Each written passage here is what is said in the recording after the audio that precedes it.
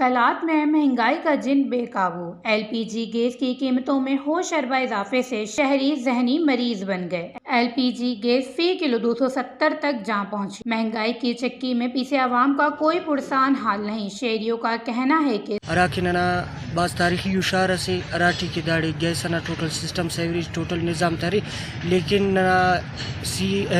گیسنا دانائی لیے کہ کلات نہ تیٹی انو اس کا نہ گیس نہ پھر اور ارا کے گیس والا دکان کو تینا منمانی ریٹ تے بڑھائے پھر کستا 240 ہے تین کستا 250 ہے تین کستا 280 اس کا سرکاری نے اور دانا زیا پرائس کنٹرول نہ اچو توجہ صف اور غیر فعال ہے۔